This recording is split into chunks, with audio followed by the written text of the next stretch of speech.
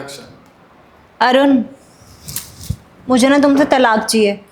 मैं थक चुकी हूँ यार रोज रोज की चिकचिकबाजी से, और मैं अब और नहीं सह सकती हूँ।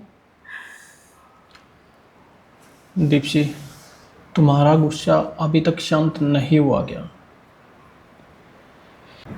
दीप्ति, तुम्हारा गुस्सा अभी तक शांत नहीं हुआ। यार, अगर तुम्हारी तरह मैं चिल्लाने लग जाऊं तो हमारा डाइवोर्स सच में हो जाएगा।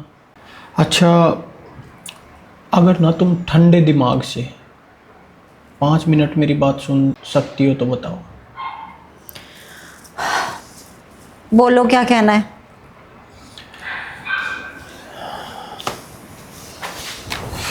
दीप्ति, तुम्हें पता है मर्द क्या क्या झेलता है? तुम सोच भी नहीं सकती, तुम्हारी इमेजिनेशन से ऊपर होती हैं वो चीज़ें। एक नॉर्मल बात बताता हूँ।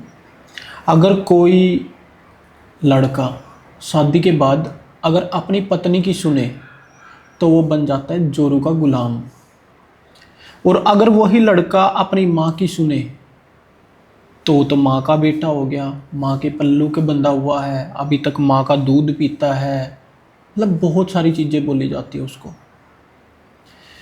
वही लड़का अगर एक बाप के तौर पे अपने बच्चों को समझाने के लिए मारता है, पीटता है, तो वो बन जाता है एक डोमिनेटिंग निर्दयी बाप।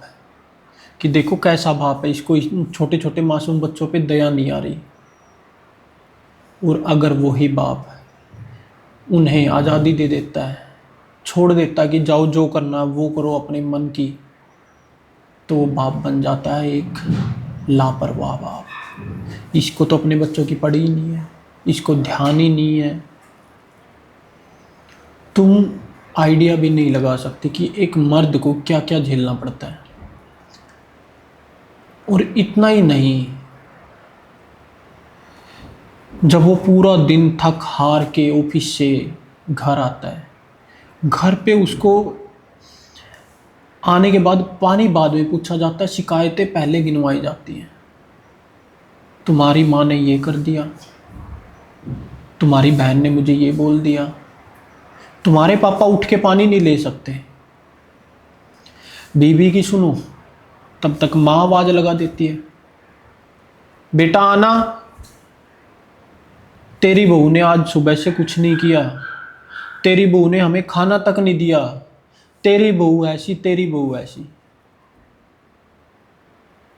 दीप्ति, तुम सोच भी सकती हो कि एक ना मर्द आदमी के दिमाग पे क्या बीतती है क्या नहीं। अंदर ही अंदर ना वो घुट जाता है, सफोकेशन फील होने लगती है। ऐसा लगता है कि मैं कहाँ फंस गया हूँ, मैंने शादी करके कौन सा बड़ा गुनाह कर दिया। जबकि शादी घर वालों की मर्जी से हो रखी होती है, फिर भी उनको ये होता है कि नहीं, हम इससे खुश नहीं हैं। और एक अगर आदमी भी तुम्हारी तरह सोचने लग जाए, एक औरत की तरह सोचने लग जाए, छोटी छोटी चीज़ों पे, छोटी छोटी चिक चिक बाजी पे अगर वो तलाक देने पे आ जाए, तो दीप्ति इस दुनिया में ना शादियाँ होना बंद हो जाएंगी। क्योंकि कभी भी किसी की भी शादी ऐसे नहीं टिक सकती।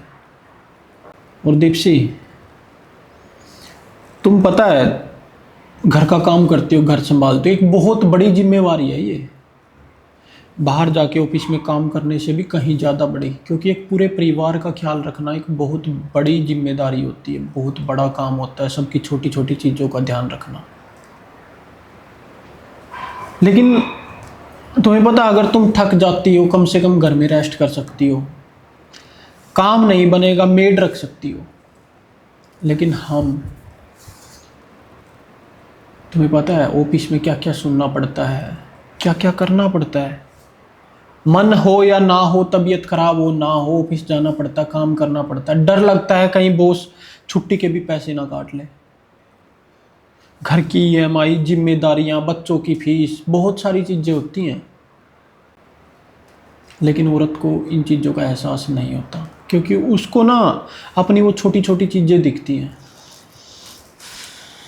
और पता है बात वही आ जाती है, अगर मैं तुम्हें अब घर का काम ना करने दूं और मैं बोल दूं कि तुम जाओ जॉब करो, तो लोग मुझे बोलेंगे कि औरत की कमाई खाना चाहता है।